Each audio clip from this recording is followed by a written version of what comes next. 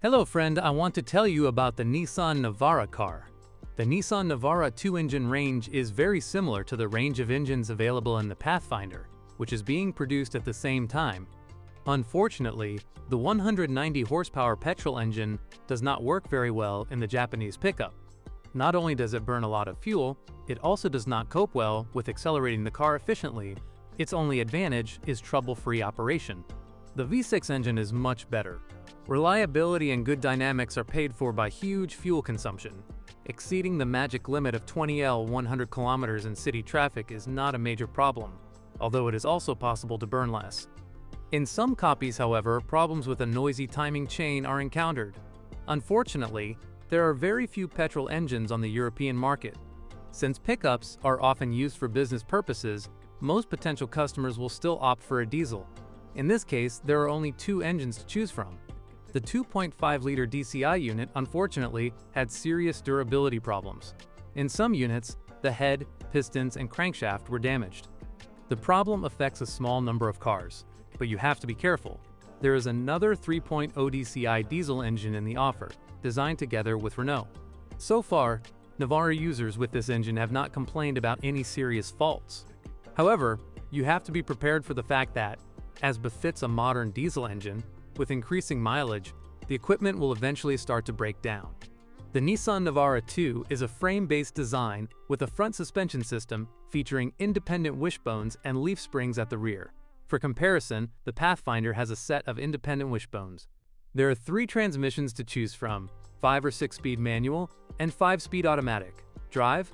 The mode switch allows you to drive with rear-wheel drive, 2WD, rigidly connect both axles, 4H, 50% front, 50% rear, and connect a reduction gear, 4LO. There is also a rear axle lock. Unfortunately, the lack of an inner axle differential means that the 4x4 drive can only be used in difficult conditions and for a short time. The Nissan Pathfinder received 4 stars in the Euro NCAP crash tests. The Navara didn't do so well.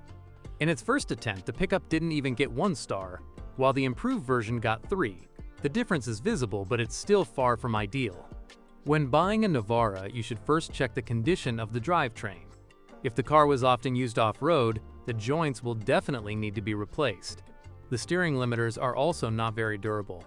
However, you will have to replace the metal rubber elements and front suspension arms, even in models that primarily drive on asphalt. This is one of the weaker points of this model. Some cars have problems with the electrical system. Onboard devices fail, and the dashboard lights go crazy. Water can collect on the air conditioning lines, which often drips onto the feet of the passengers sitting next to the driver. The tailgate hinges are also not very durable, as they tend to fall by themselves. You have to be careful not to lose anything. Navara users complain about the fuel filler flap rusting, but that's a minor issue. It's much worse if the rust attacks a larger surface. Leaks from the cooling system, the engine, mainly from under the valve cover, and the transmission oil from the gearbox are also common. In cars with manual transmissions, the clutch may wear out prematurely. If you get a model with a cheap cargo box body, don't count on water not getting inside. Since the beginning of production, the Nissan Navara has taken part in several service campaigns, including tightening the drive shaft bolts, replacing the rear wheel bearings and aluminum rims susceptible to cracks, and checking the steering column mount and brake pedal construction. It is worth checking whether the model you have chosen has taken part in all of them. This time we will start with the disadvantages, of which there are quite a few.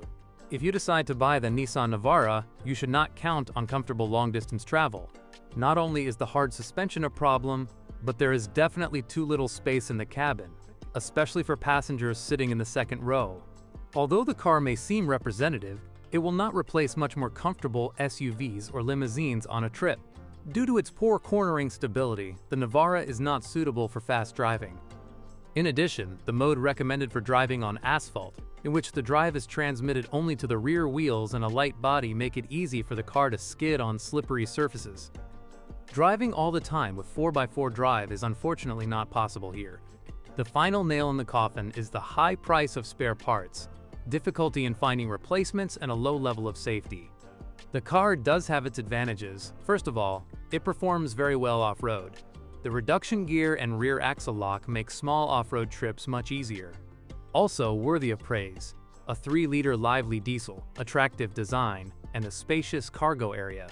Thanks for listening to me. Don't forget to subscribe to the channel and rate my video. If you know of any problems with this car that I haven't mentioned, be sure to write about them in the comments.